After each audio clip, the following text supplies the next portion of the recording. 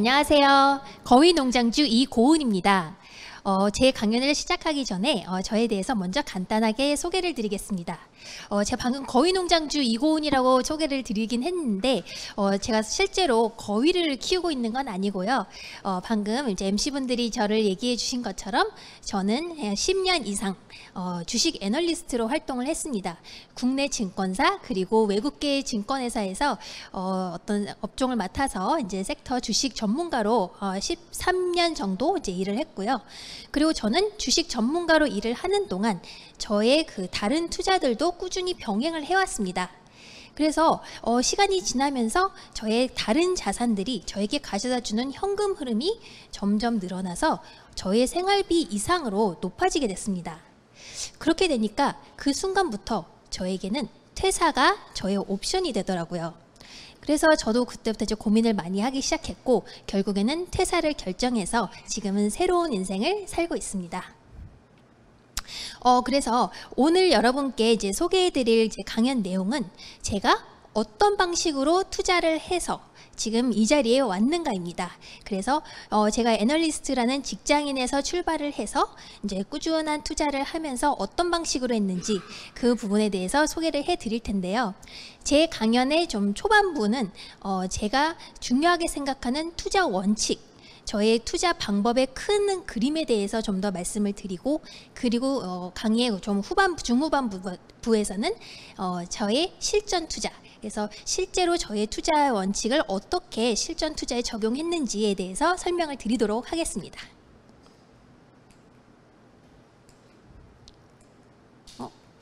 이게 안 넘어가네요. 지금 파워포인트가 안 넘어가고 있는데 어쨌든 지금 여러분께서 이 강연을 들으려고 하시는 이유는 뭘까요? 당연히 투자를 잘 하시고 싶어서 지금 하는 것보다 내가 투자 실력을 어떻게 하면 더 키울 수 있을까, 그거를 아마 고민하시기 때문에 이 강연을 듣는 거라고 저는 생각을 합니다. 그러면 저는 가장 본질부터 시작을 해볼게요. 그러면 투자란 뭘까요? 투자가 무엇인지에 대해서 아마 고민해 보신 분이 많이 계실지 모르겠습니다. 저는 이 생각을 굉장히 많이 했어요. 투자가 많은 분들이 생각하시는 것처럼 단순하게 싸게 사서 비싸게 파는 거, 이게 투자의 전부일까요? 이거는 투자의 한 일부분일 뿐입니다. 아마 여러분들이 이런 걸 걱정하시는 분들이 있을 거예요. 화폐 가치가 점점 떨어지고 있으니까 나는 투자를 해야 돼. 그러면서 왜 투자를 해서 자산을 팔아치워서 그 자산을 그 화폐로 바꾸려고 하시는지 모르겠어요. 그렇기 때문에 저는 투자의 본질을 생각해 보면 투자란 자산을 늘리는 모든 행위다, 이렇게 정의를 합니다. 그리고 자산에는 우리가 흔하게 생각하는 돈 관련된 자산뿐만 아니라 우리의 가장 귀중하고 핵심적인 자산, 바로 시간 자산도 여기에 포함이 됩니다. 그렇기 때문에 투자란 우리의 돈 관련된 자산 그리고 시간 자산도 늘려가는 행위라고 저는 생각을 해요. 그러면 여기 시간 자산을 가진 투자자라고 이렇게 우리가 그 생각의 범위를 좀 더 확장하면 우리 모두는 이미 투자자입니다. 우리 모두는 투자자이고 자산 거위를 키워가는 거위 농장주인 거죠. 제가 여기까지 말씀드렸을 때 이런 생각하시는 분들 계실 거예요. 저는 회사를 다니면서 아직 투자는 아무것도 안 하고 있어요. 이러시는 분들도 계시겠죠? 이런 분들도 이미 자신의 가장 소중한 시간 자산을 회사라는 곳에 투자를 한 투자자예요. 본인이 아직 인지를 하지 못하셨을 수 있지만 그렇기 때문에 우리는 모두 투자자이고 거의 농장주이다. 그렇다면 우리는 사실상 죽을 때까지 우리의 자산, 돈 자산과 시간 자산을 잘 운영해 나가고 싶기 때문에 거위 농장을 어떻게 하면 효과적으로, 효율적으로 운영해 나갈 수 있을까, 이런 부분을 고민해 보셔야겠죠. 그래서 지금 자산을 거위에 표현한다면 굉장히 다양한 자산 거위들이 있습니다. 여러분들이 흔하게 떠올리시는 부동산 거위도 있고 주식 거위도 있고 하는데 이 중에서, 이 다양한 거위 중에서 어떤 거에 집중을 해야 될까요? 저는 가장 먼저 황금알을 잘 낳아주는 거위에 집중하라고 말씀을 드립니다. 왜 우리는 황금알, 즉 현금 흐름을 주는 자산에 집중을 해야 될까요? 그거는 요새 많은 분들이 경제적 자유라는 단어를 이제 많이 들어보셨을 거예요. 저도 방금 이제 경제적 자유 이렇게 소개가 되기도 했는데, 경제적 자유는 자산이 가져다주는 현금 흐름이 있어야 가능하다고 저는 생각을 해요. 그 부동산 카페나 뭐 이런 이제 재테크 카페에서 흔하게 이런 질문들을 많이 합니다. 나의 자산이 어느 정도인데 은퇴할 수 있을까요? 이런 질문을 하시는데, 저는 사실상 자산 규모는 그 자유하고는 그렇게 맞지 않는 개념이라고 생각해요. 자산 규모보다도 나에게 주어지는 현금 흐름이 얼마냐에 따라서 그 자유가 결정이 되는 거죠. 지금 모두가 부러워하는 강남의 신축 아파트, 굉장히 남들이 봤을 때 화려하고 비싸고 되게 좋아 보이는 거위 자산을 갖고 있다 하더라도 그에 걸맞는 현금 흐름이 없으면 나는 자유로워질 수가 없겠죠. 그거 현금 흐름을 뭐 어떤 식으로든 만들기 위해서 저는 고군분투해야 할 겁니다. 하지만 그래서 우리의 포커스를 자산 거위가 아니라 자산이 가져다주는 황금알, 현금 흐름에 포커스를 맞추면 우리는 점점 더 자유로워질 수가 있습니다. 그래서 많은 분들이 경제적 자유를 원해라고 말씀하시지만, 저는 사실상 이 그 말 뜻에는 나는 경제적 자유를 넘어서서 시간의 자유를 원해라고 말하는 거라고 저는 생각을 해요. 경제적 자유란 어떻게 보면 그냥 돈에 포커스가 맞춰져 있지만, 시간의 자유는 내가 경제적으로 충분히 자유로워졌기 때문에 그걸 기반으로 하고 그 다음에 나의 24시간을 내가 원하는 곳에 자유롭게 쓰고 싶어. 사실 많은 분들이 원하시는 게 그런 게 아닐까요? 그렇기 때문에 저희는 우리의 포커스는 경제적 자유에서 넘어서 시간의 자유를까지 바라봐야 한다라고 생각을 하고, 그럼 시간의 자유를 원하는 투자는 어떻게 해야 될까? 현금 흐름에 집중을 하고, 그리고 그 현금 흐름은 가능한 한 나의 시간을 적게 쓰면서 그 현금 흐름을 많이 얻는 방법으로 가야 한다라고 저는 말씀을 드립니다. 그럼 제가 현금 흐름을 계속 강조하고 있는데요.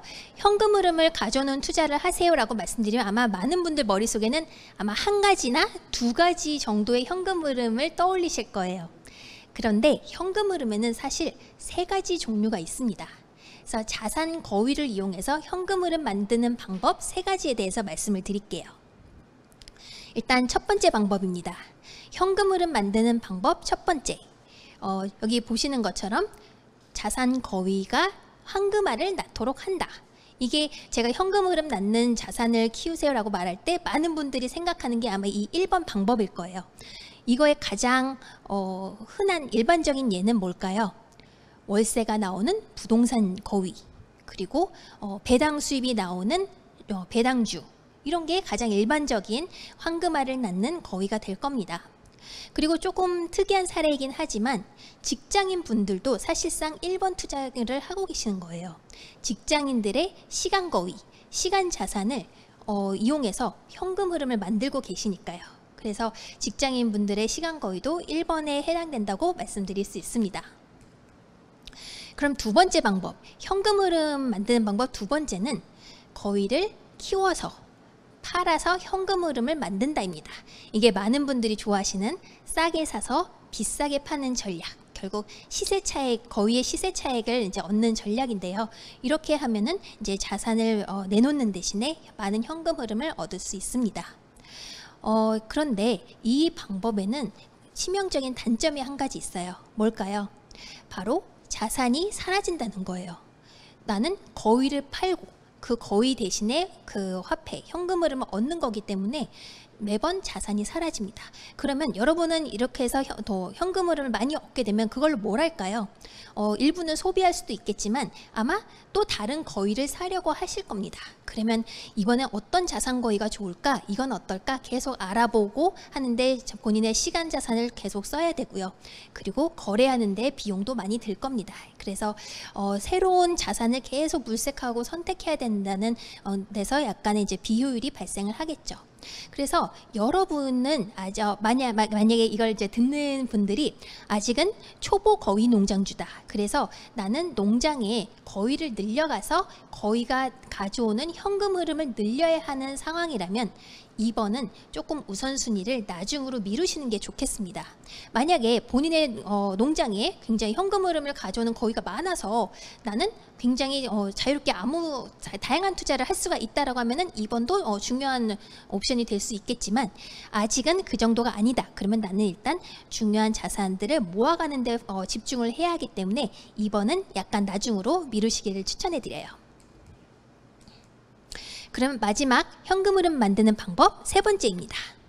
세 번째는 아마 초보 투자자 분들한테는 조금 낯설고 생소하게 느껴질 수 있을 거예요. 세 번째 방법은 거위를 키워서 거위의 가치가 커진 만큼 레버리지를 일으켜서 현금 흐름을 얻는 거예요. 그렇게 되면은 이런 그 투자의 가장 이제 일반적인 그 예가 뭐가 될까요? 부동산에 대한 담보 대출도 있고 아니면 주식에 대한 담보 대출도 있고 그리고 제가 이제 나중에 설명드릴 전세 레버리지 투자에서도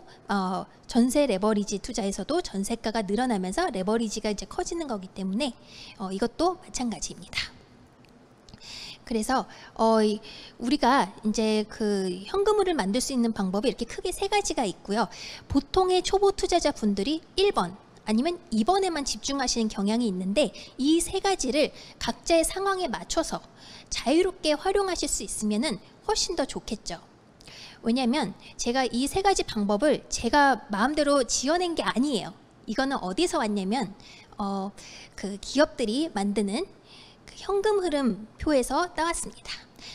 기업들의 그 목적은 뭘까요? 회사들의 목적은 영속성, 오랫동안 영속하면서 그리고 이제 본인 그 회사들의 장기 투자 성과를 극대화하는 데 초점을 맞춘 조직이죠. 회사들은 분기별로 재무제표를 작성하는데 그 재무제표 중 하나가 현금 흐름표입니다. 현금 흐름표에서 이 회사가 현금 흐름을 어떻게 창출하느냐를 알려주는 게 결국 여기에서 나오는 이 세 가지 방법을 다 씁니다. 그러니까 기업들은 장기적으로 투자 성과를 극대화하기 위해서 이 세 가지 방법을 자유롭게 다양하게 쓰는데 우리 개인들은 보통 1번 아니면 2번에만 포커스를 맞춘다는 거죠.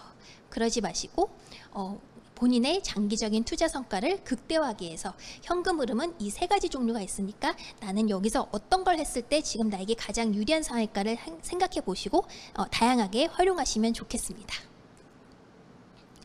그러면 제가 이제까지 말씀드린 거를 좀 종합해 보면 결국 투자란 자산을 늘리는 것이고 그리고 현금 흐름이 나오는 자산에 좀 더 집중을 하자. 그럼 이거를 종합해서 좋은 투자 방법을 제가 정리를 해 봤습니다. 좋은 투자 방법은 여기 적혀 있는 것처럼 자산의 가치를 평가하고 싼 가격에 사서 현금 흐름을 일으키며 보유하는 거예요. 이게 제 좋은 투자의 정의이고 이게 실제로 제가 지난 몇 년 동안 계속 지키려고 노력해온 좋은 투자 프레임이고 저는 아마 앞으로도 새롭게 접하는 투자를 다 이 프레임에 어떻게 맞출 수 있는가를 고민하면서 실행을 할 거예요. 그러면 초보 투자자분들이 가장 흔하게 하는 실수가 첫 번째, 자산의 가치를 평가하고 일단은 거기서 가장 먼저 시작하는 건 이거겠죠. 이거는 자산인가? 자산이라고 치면 자산의 가치를 평가해야 되는데 자산의 가치 평가는 뭔가 되게 어렵고 나는 할 수 없는 것 같아. 그래서 그거를 생략하고 그냥 가격 변동에만 집중하는 경향이 많습니다. 그러면 가격이 조금 올라가든 내려가든 바로 단타 매매를 하기가 쉽죠. 그렇게 되면은 좋은 투자를 하기가 어렵습니다. 장기적으로 투자 성과가 좋기가 어렵겠죠. 그러면 초보 투자자를 좀 벗어난 좀 더 고수 투자자가 되신 분들은 자산의 가치를 어떤 방식으로든 나름대로 평가를 하실 거예요. 그러고 이제 그거를 싼 가격에 사시도록 노력을 하겠죠. 거기까지는 굉장히 좋은 출발입니다. 그런데 현금 흐름 부분에서 이제 약간 의견이 갈려요. 현금 흐름을 가져다 주지 않는 그냥 싼 저평가된 좋은 물건을 사면 어떻게 될까요? 그 경우에는 일단 출발은 굉장히 좋습니다. 이런 게 대표적인 예가 어떤 게 있냐면 부동산에서 재건축 투자, 현금 흐름이 잘 나오지 않는 재건축에 투자를 했다고 가정해 볼게요. 그러면 그 투자자가 굉장히 가치 평가를 나름 잘 해서 이거는 굉장히 싸게 잘 샀어. 앞으로 10년 뒤에 이 물건은 아주 멋진 신축 아파트가 될 거야 라고 생각을 해서 이 투자를 했습니다. 하지만 그 10년 동안에 현금 흐름이 없으면 나는 뭘 먹고 살아야 할까요? 그렇기 때문에 10년간의 이 투자를 온전히 잘 견디려면 나는 결국에 나의 시간 자산을 써서 근로소득을 만들어야 할 겁니다. 아니면 다른 자산에서 현금 흐름이 나와 주던지요. 그렇기 때문에 만약에 나의 시간 자산을 계속 써야 한다면 제가 아까 앞서서 말씀드린 우리 투자자들의 목표 시간의 자유에는 조금 부진한 그 투자가 될 수 있겠죠. 그리고 또 한 가지 약간의 좀 단점이 뭐냐면 나는 10년 뒤에 이게 멋진 아파트가 될 거라고 생각을 해서 했는데 어쨌든 나의 투자 수익률을 결정하는 거는 10년 뒤에 그 자산의 가격인 거예요. 결국엔 나는 가격에 굉장히 민감해질 수밖에 없습니다. 왜냐하면 그때의 가격, 매도를 결정하는 시점의 가격이 나의 투자 수익률을 결정하기 때문에 내가 굉장히 좋은 자산을 싸게 잘 사서 오랫동안 잘 기다렸는데 어떤 변수가 그 당시에 터져서 만약에 그 가격이 뭔가 훼손되는 일이 생긴다면 그러면 나의 투자 수익률은 기껏 오래 기다려온 투자 수익률이 훼손되겠죠. 그렇기 때문에 그런 리스크를 방지하기 위해서 만약 비슷한 조건이라면 중간에 보유기간의 현금 흐름이 나온다면 나는 굉장히 마음 편하게 보유를 할 수가 있겠죠. 투자 원금을 더 빨리 회수할 수 있으니까요. 그래서 이거를 우리 거위 농장에 비교를 한다면 우리는 이제 좋은 거위를 가치가 저평가되었을 때 가격이 쌀 때 사서 우리는 이제 이 거위의 가치가 오르기를 기다리는 상황입니다. 그런데 이 가치 있는 거위가 잘 크고 있는데 거기다가 황금알까지 쑥쑥 잘 나와주고 있다면 나는 굉장히 해피한 상황이 되는 거죠. 지금 시장에서 거의 시세가 얼마래 이런 말에 별로 흔들릴 이유가 없습니다. 본인이 좀 더 주도적으로 마음 편하게 보유를 할 수 있는 거예요. 그렇기 때문에 저는 이 프레임에 잘 맞는 투자가 좋은 투자라고 저는 생각을 합니다. 그러면 좋은 투자의 가장 시작점, 이것은 자산일까? 라는 거에서 출발을 해야겠죠. 자산일까? 저도 제가 거위 농장주라고 이제 소개를 드렸는데 저의 거위 농장에는 다양한 자산 거위들이 무럭무럭 자라고 있습니다. 이 중에서 제가 이제 새로운 거위를 봤을 때 아무 거위나 저의 농장에 들어올 수 없어요. 저의 거위 농장에 들어오려면 굉장히 엄격한 입소 조건이 있는데 크게 두 가지입니다. 첫 번째는 현금 흐름이 나오는가? 그리고 둘째는 레버리지 활용이 가능한가? 첫 번째, 현금 흐름이 나오는가는 방금 제가 좋은 투자의 조건에서 보유 기간 동안 현금 흐름이 나오는 거를 좋은 투자의 조건이라고 말씀을 드렸죠. 그리고 현금 흐름이 있어야 사실상 이 자산 거위의 가치 평가가 더 쉽습니다. 어떤 자산이 있을 때 현금 흐름이 있는 자산이 있고 없는 자산이 있으면 어떤 쪽이 더 가치 평가하기가 쉬울까요? 당연히 현금 흐름 시계열이 있으면 조금 더 가치를 평가하기가 쉬워지겠죠. 그러면 가치를 좀 더 쉽게 평가해서 이게 저평가 여부를 내가 확인할 수 있기 때문에 현금 흐름이 나오는가는 저에게 굉장히 중요한 기준입니다. 그리고 현금 흐름이 나오는가도 그냥 조금 나오는 게 아니에요. 저는 목표 수익률이 10% 이상인데 제가 생각했을 때 10% 이상의 현금 흐름이 잘 나와주는 거, 이게 저의 이제 조건이 되는 거죠. 그리고 두 번째, 레버리지 활용이 가능한가 부분입니다. 레버리지가 굉장히 중요합니다. 왜냐하면 우리의 투자금은 항상 아쉬워요. 나는 투자금이 너무 많아 하시는 분은 없잖아요. 투자금이 항상 아쉽고 우리는 한정된 투자금을 최대한 잘 효과적으로 불려야 하기 때문에 레버리지 사용은 사실상 필수라고 할 수가 있습니다. 그런데 그 레버리지를 사용을 해야 투자 수익률이 극대화되니까요. 그래서 레버리지를 쓸 수 있는가를 제가 항상 보는데 레버리지는 두 종류가 있습니다. 첫 번째는 제가 이제까지 말할 때 사람들이 이제 보통 흔하게 떠올리는 자본 레버리지, 돈 관련된 거죠. 자본 레버리지도 투자 수익률을 높이는 데 굉장히 중요하고요. 그리고 또 다른 레버리지는 바로 시간 레버리지입니다. 시간의 자유가 저의 목표인데 제가 어떤 그 돈을 버는 활동을 하기 위해서 저의 시간을 온전히 쏟아버리면 그거는 근로소득과 다를 바가 없겠죠. 그래서 나의 시간을 줄이면서 아끼면서 현금 흐름을 충분히 내는 것, 그런 시간 레버리지 효과를 굉장히 중요하게 생각을 합니다. 그래서 이런 두 가지 굉장히 엄격한 방법을 통해서 저는 자산 거위들을 선별을 하고 있습니다. 그러면 제가 이제까지 말씀드린 거는 저의 큰 투자 원칙들이었고요. 그러면 이 투자 원칙들을 제가 실전 투자 방법에 어떻게 적용해서 구체적으로 투자를 해왔는지를 말씀을 드리겠습니다. 투자 방법의 종류는 지금 크게 4가지가 있습니다. 이거는 제가 유태인의 자산 배분법에서 아이디어를 얻은 건데요.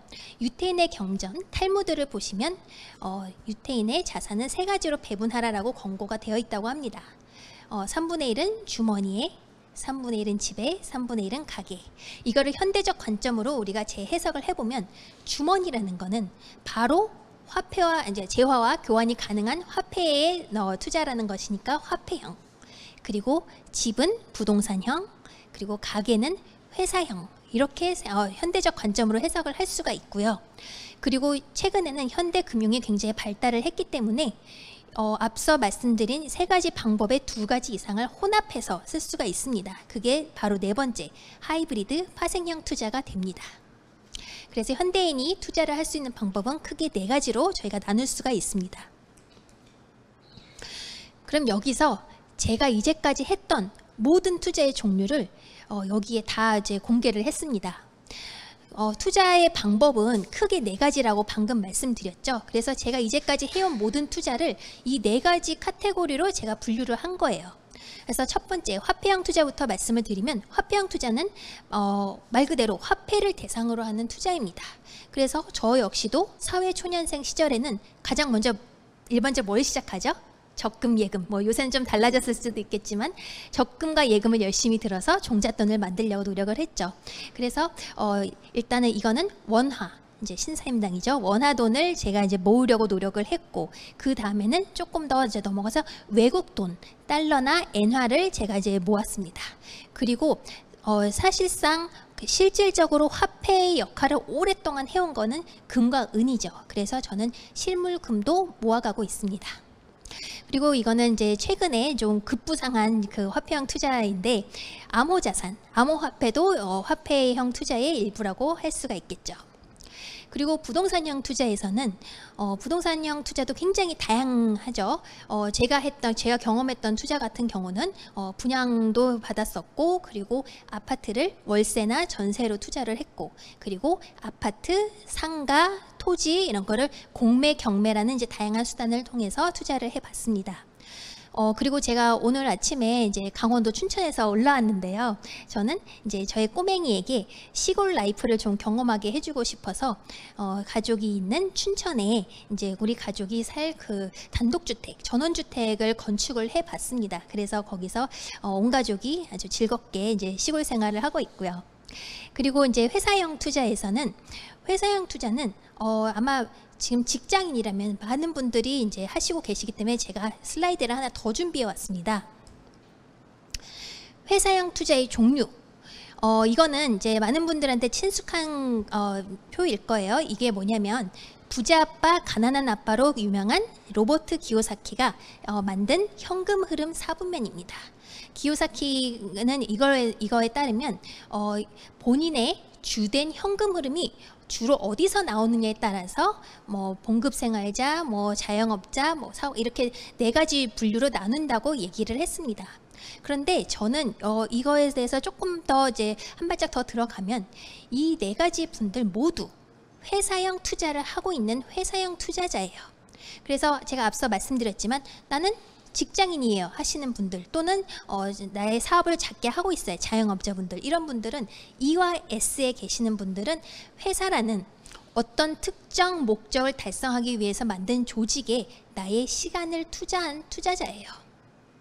반면에 이 그래프의 우측에 계신 B나 I, 사업가, 투자가, 이런 분들은 회사의 시간보다는 나의 자본을 투자한 투자자인 거죠. 그래서 회사라는 조직에 내가 무엇을 투자했느냐, 시간을 투자했나요? 아니면 자본을 투자했나요? 무엇을 투자했느냐에 따라서 조금 달라지긴 하지만 궁극적으로는 이 사람 모두가 다 회사형 투자를 하고 있습니다. 그래서 다시 여기로 돌아와서 회사형 투자를 보시면 저도 초기에는 저의 시간 자산을 회사에 많이 투자를 했죠. 그래서 저도 앞서 애널리스트로 직장인 생활을 했다고 말씀을 드렸고요. 그리고 자영업, 공유 오피스 이런 거를 경험을 했고요. 그리고 저의 자본 투자하는 방식은 미국 국채 그리고 주식 투자 이쪽으로 많이 했습니다. 그리고 마지막으로 파생형 투자에서는 이제 해외 옵션, 리츠 뭐 이런 것들을 제가 경험을 했고요. 그래서 이런 것들이 제가 이제까지 해왔던 모든 투자의 종류들을 이 네 가지 분류에 따라서 한번 나눠본 거예요. 그러면 이거는 제가 했던 모든 투자이기 때문에 지금 생각하면은 내가 저런 투자를 왜 했지라고 싶은 저의 투자 흑역사도 사실 이 안에 포함되어 있어요. 그런데 이제 그런 걸 떨쳐버리고 제가 최근에 가장 집중하고 있는 저의 관심사를 제가 여기 표시를 했습니다. 그래서 화평 투자에서는 암호자산, 부동산에서는 전세 레버리지, 그리고 회사에서는 미국 주식, 그리고 파생에서는 옵션. 그래서 이쪽에 저의 요새 관심사와 이제 투자가 좀 집중되어 있습니다. 그래서 이 부분에 대해서 좀 더 상세하게 말씀을 드릴 거예요. 저의 거위들을 소개합니다. 저의 거위들은 이것만 있는 거 아니기 때문에 사실상 사실 제목을 저의 주력 거위들을 소개합니다 라고 말씀을 드려야 되는데, 제가 왜 이 거위를 선택했는지를 여기 표로 정리를 해봤습니다. 아까 우리가 좋은 투자의 프레임에 맞추려면 가장 먼저 이것은 자산인가? 에서 시작해야 되죠. 그럼 자산인가 했을 때 그 자산의 저 같은 경우 좋은 그 입소 조건은 첫 번째 현금 흐름, 그리고 두 번째 레버리지라고 말씀을 드렸습니다. 그러면 각 그 분류별 이 투자 방법에 따라서 현금 흐름과 레버리지를 제가 여기 정리해 왔는데요. 화폐형 투자에서는 투자 방법 이더리움 채굴에 대해서 제가 지금 관심을 많이 가지고 있습니다. 이런 암호자산에 대해서 잘 모르시는 분들을 위해서 제가 간단히 부연 설명을 하면, 저는 암호자산에 투자를 하고 있는데, 암호자산 그러면 이제 가장 대표적인 게 비트코인이 있을 수 있고요.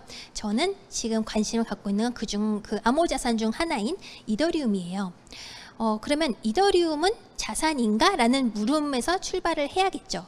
저 같은 경우는 제 개인적인 생각으로는 이더리움은 앞으로 가상세계가 점점 더 커지고, 그리고 메타버스가 점점 더 커지면서 이더리움이 굉장히 핵심 역할을 한 좋은 자산이라고 저는 판단을 했습니다. 그래서 좋은 자산이면 모아가야겠다라고 생각을 한 거죠.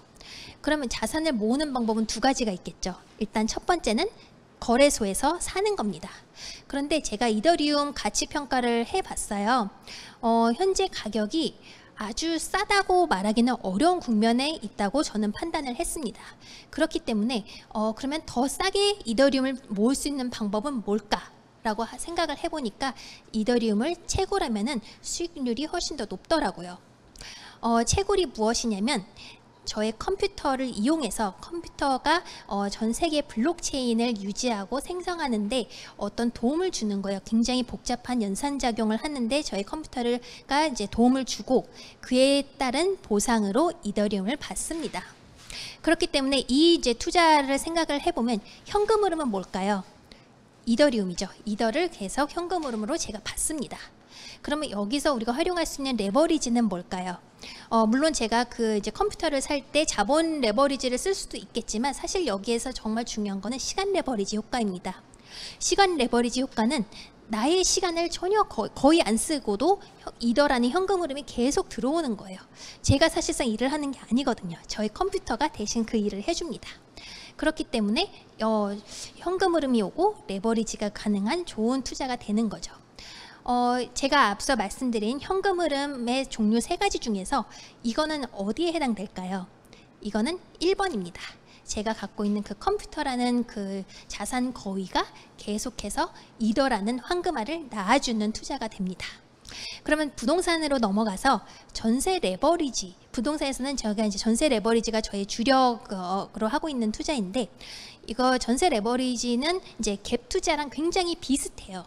하지만 이제 나중에 가면 조금 달라지는데, 일단 매매가와 전세가가 저평가된 주택 아파트를 살 때 전세를 레버리지해서 삽니다. 그러면 매매가와 전세가가 저평가되어 있었기 때문에 이게 시간이 지나면서 이제 점차 상승을 할 거고, 그러면 제 입장에서는 2년마다 전세 보증금이 뭐 5% 또는 그 이상으로 점점 올라가면서 저에게 그 전세 보증금 증액분만이 저에게 현금 흐름으로 들어오게 되죠. 그러면 현금 흐름은 이제 전세 보증금 증액이고, 그럼 레버리지 효과는 어떻게 될까요? 이거는 이제 투자 방법 이름부터 딱 레버리지 투자라고 써 있죠. 그 매매가의 최소한 70 내지 80% 이상이 되는 전세를 사실상 제가 레버리지로 하는 거기 때문에 자본 레버리지 효과가 굉장히 큽니다. 그래서 저는 이거를 좋은 투자라고 생각을 하고 있고요. 그리고 세 번째로 회사형 투자, 이제 미국 배당주인데, 미국 배당주에 투자를 하면 분기마다 3개월에 한 번씩 달러로 배당이 들어옵니다. 그리고 이거는 부동산과 달리 주식에서는 자본 레버리지를 쓰기가 쉽지 않아요. 하지만 시간 레버리지 효과가 굉장히 큽니다.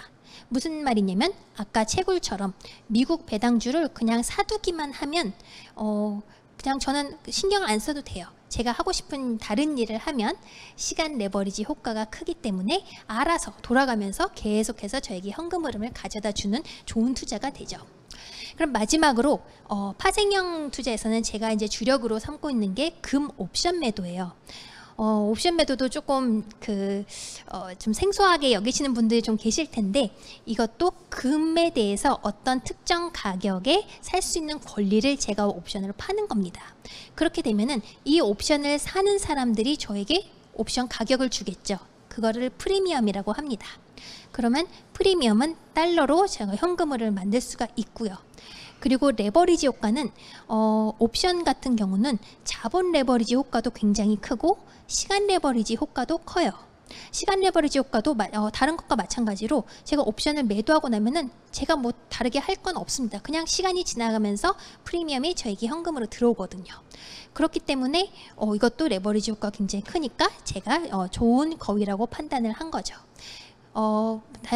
그리고 옵션 같은 경우는 사실 자본 레버리지 효과도 크고 시간 레버리지 효과도 크기 때문에, 그건 무슨 뜻일까요? 수익률이 높을 수 있지만 리스크도 굉장히 큽니다. 그래서 리스크 관리를 잘 하면서 이런 거위를 잘 관리를 해 가야겠습니다.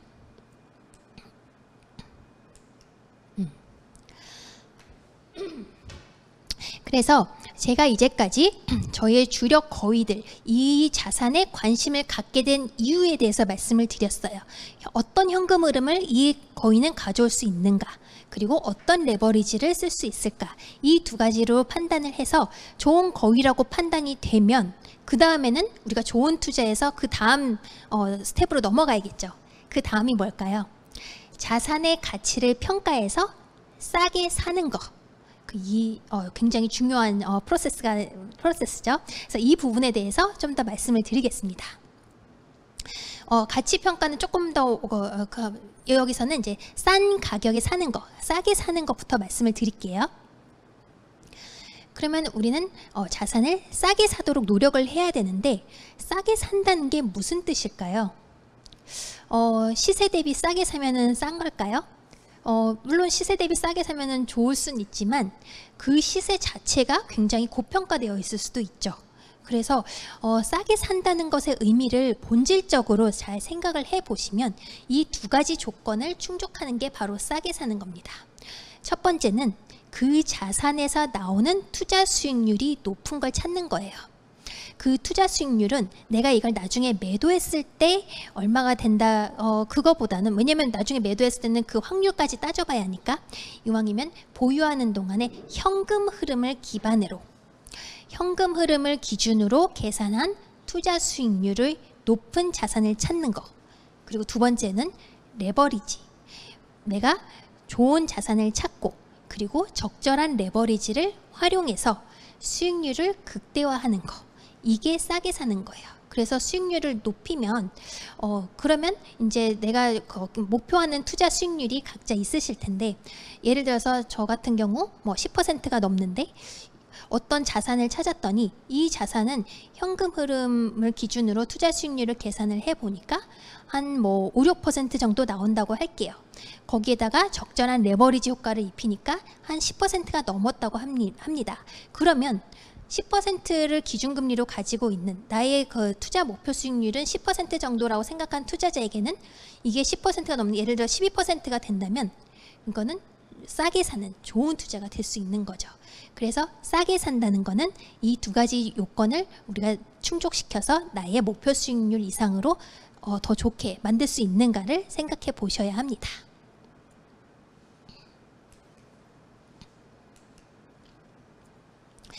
그러면 이번엔 가치평가에 대해서 말씀드릴 차례예요. 가치평가는 굉장히 말만 들어도 좀 되게 어려울 것 같다라고 이제 걱정하시는 분들이 있을 수 있는데 그게 맞습니다.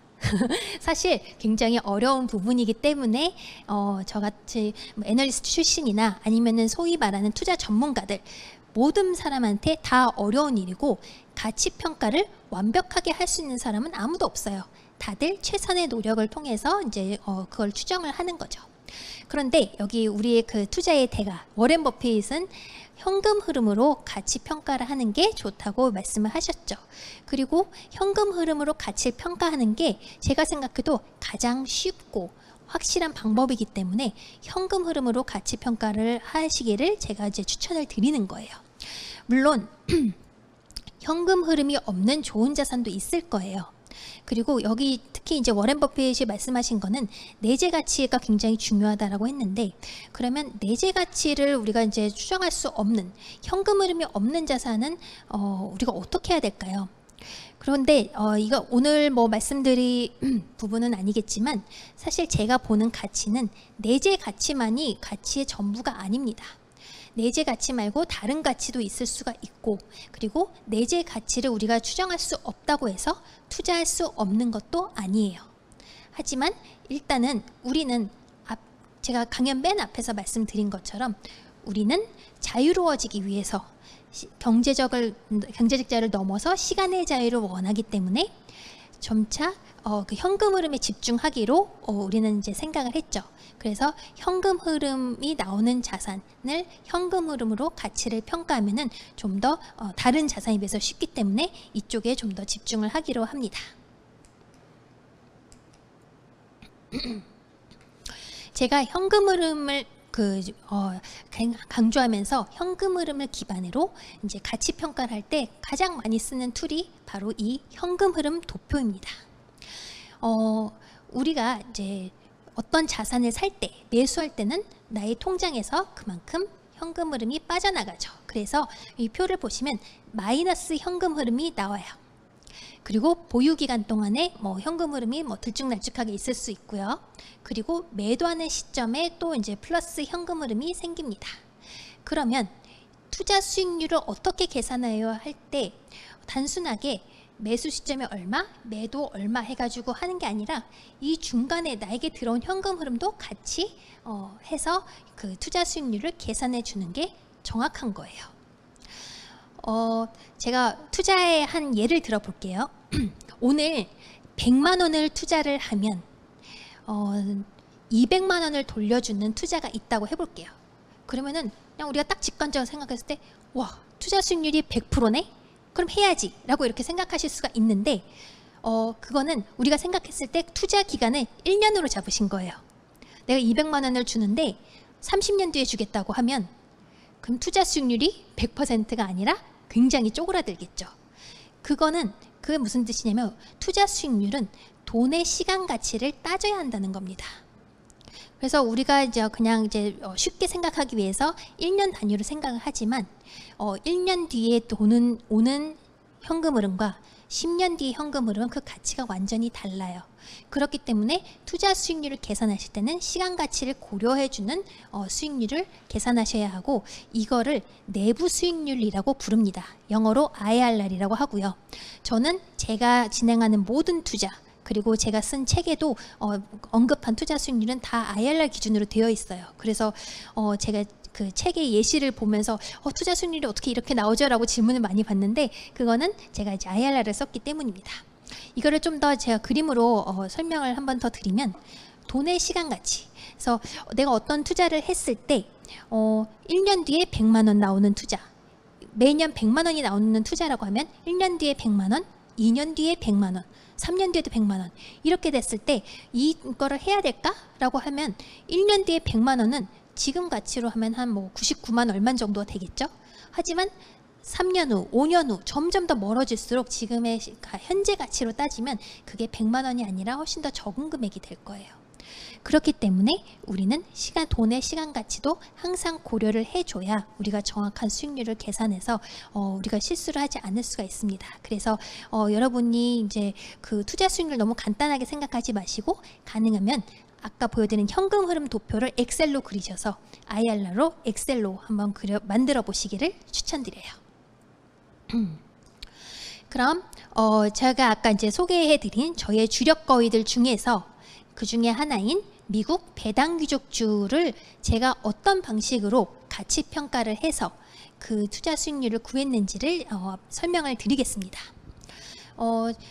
그 미국 배당 귀족주라고 제가 투자 방법에 써놨는데요. 배당 귀족주를 잘 모르시는 분들이 계실까봐 좀 더 설명을 드리면 배당 귀족주란 전년도 대비해서 매년 무조건 전년도보다 더 많이 배당을 준 종목들을 뜻합니다. 그 기간이 최소 25년 이상 된 종목들이에요. 그러니까 그 25년 동안 전염병, 뭐 전쟁, 금융위기, 어떤 정치적 어떤 변수가 있어도 그 회사들은 무조건 전년도 대비 배당금을 더 올려줬다는 뜻이에요. 이런 배당 귀족주가 지금 미국에 한 60개가 넘는 종목들이 있습니다. 그러면 25년이 넘는 세월 동안 그런 배당 정책을 지켜왔다는 것은 저에게 큰 신뢰를 줬어요. 그렇다면은 앞으로 어떤 변수가 생기더라도 배당이 끊기지 않을 뿐더러 배당을 더 늘려주겠구나. 그렇기 때문에 저는 여기에 투자하기로 결심을 한 거죠.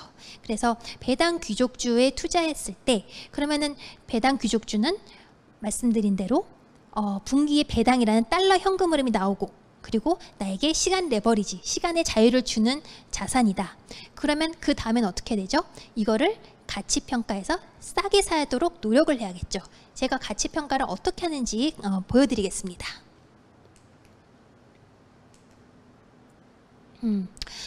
제가 좋아하는 배당 귀족주 종목 중 하나인 존슨앤존슨을 제가 예시로 오늘 가져왔습니다.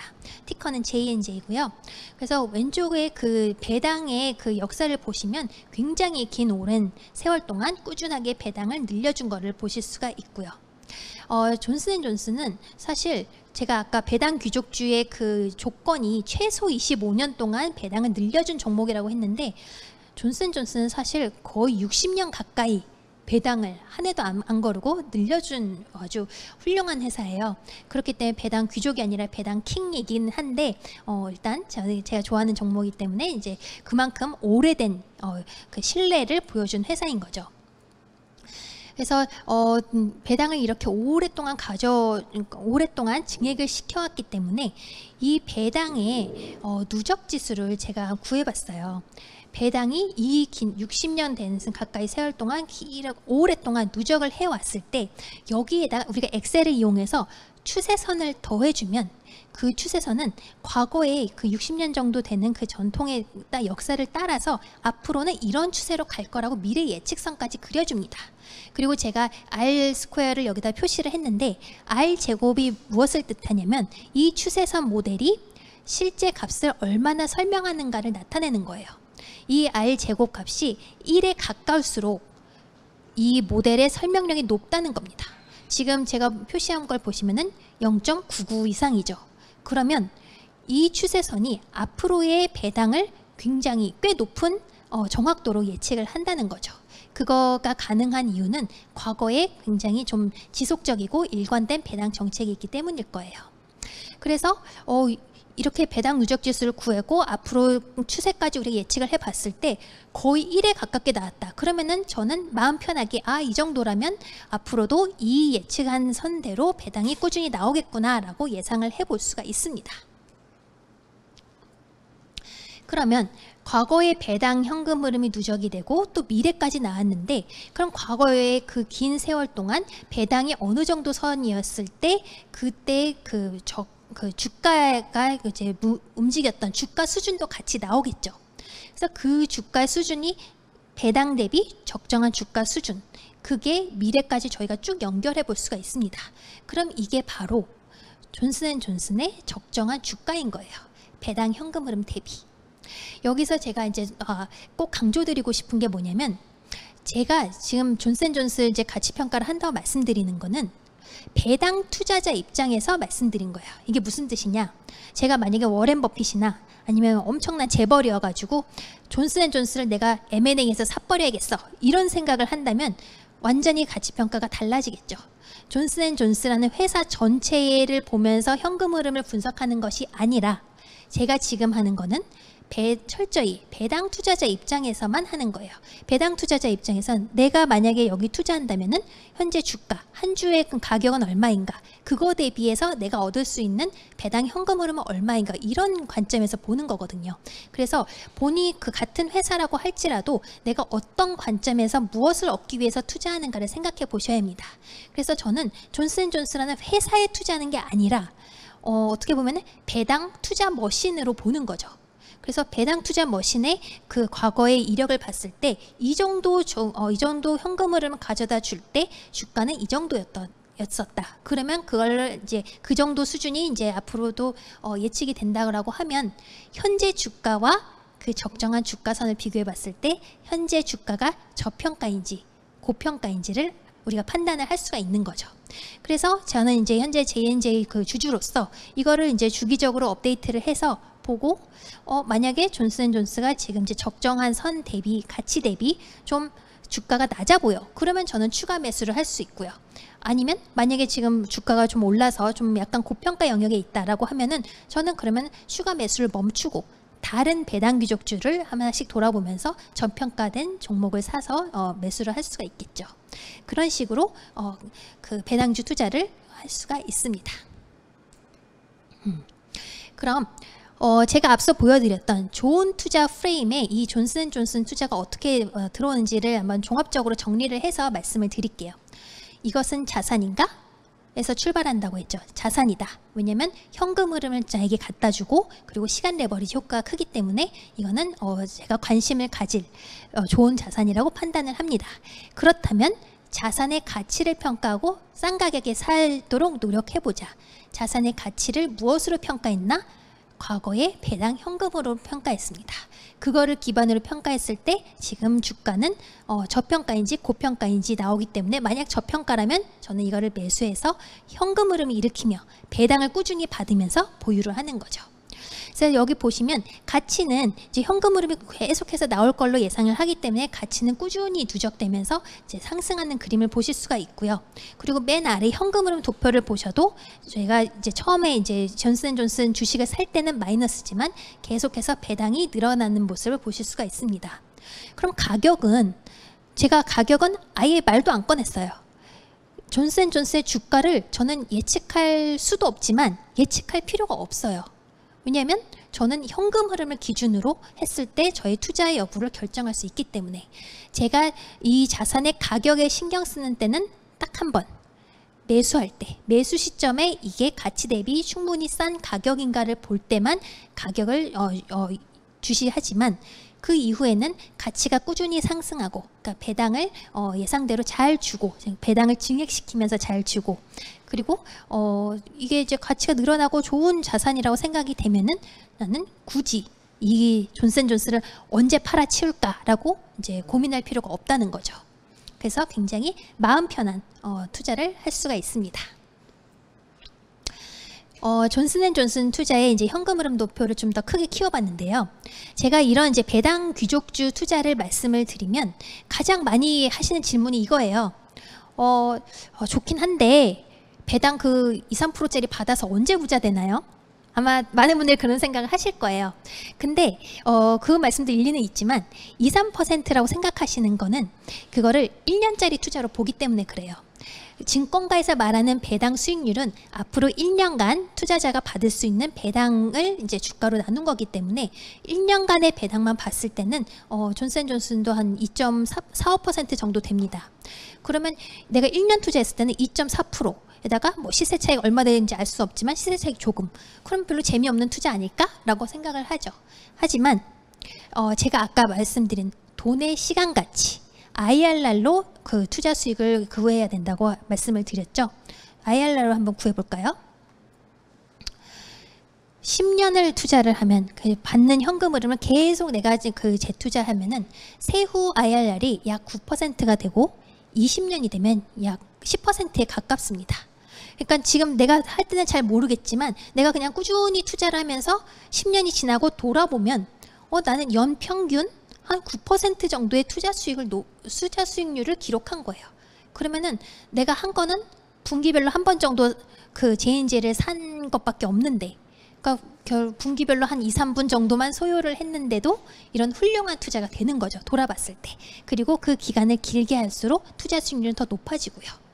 그렇기 때문에 제가 생각했을 때는 만약에 본인이 10% 투자를 지금 찾을 수 있을까요? 그것도 사실 쉽지가 않잖아요.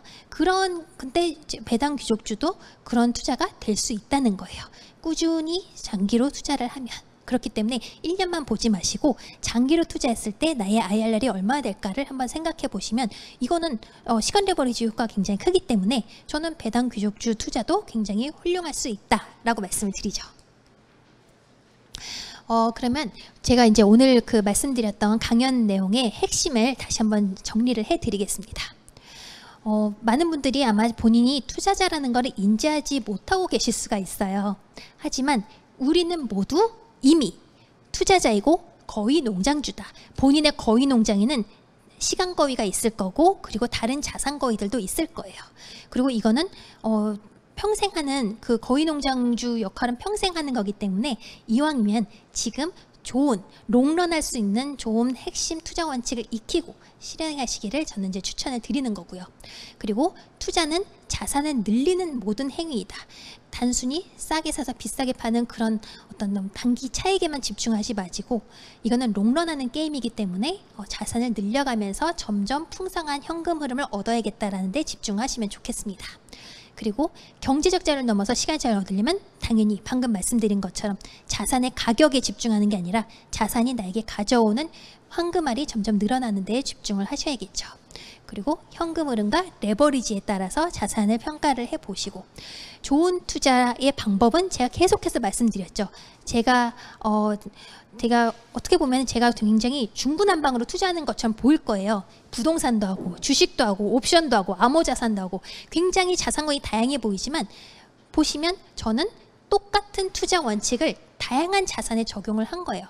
다시 말씀드리면 똑같은 그 투자 원칙, 좋은 투자하는 방법을 적용할 수 있는 자산과 투자 방법을 그 4가지 분류법 중에서 찾아낸 거죠. 4가지 분류법, 화폐형, 부동산형 이런 게 있지만 그 안에서도 굉장히 다양한 투자 방법이 있다는 걸 아까 보셨죠. 그 안에서 좋은 투자를 만들 수 있는 방법을 저희가 찾아서 선별해서 좋은 투자를 해서 꾸준히 반복하고 실행하면 시간은 투자자의 편이 됩니다. 나는 시간이 갈수록 점점 더 부자가 되고 점점 더 자유로워질 거예요. 그렇기 때문에 너무 조급하게 생각하지 마시고 좋은 투자 방법을 잘 곰씹으셔서 내가 앞으로 하는 투자, 내가 앞으로 어떤 자산을 살까를 생각했을 때 이런 원칙에 입각해서 잘 신중하게 꾸준히 실행을 하시면 점점 더 훌륭한 거위 농장주가 되실 거라고 생각을 합니다. 모두들 좀 더 자유롭고 부자 거위 농장주가 되시길 바라겠습니다. 고맙습니다. 네, 하루빨리 파이어족이 되고 싶다 뭐 이런 채팅창에 그런 부러워하는 질문들 정말 많이 올라왔었습니다. 저 역시 들으면서 너무 부러워서 정말 많이 메모 또 했어요. 열심히 메모했거든요. 네, 이고은 멘토님께 수고해주신 이고인 멘토님께 다시 한번 감사의 말씀 드리겠습니다. 감사합니다.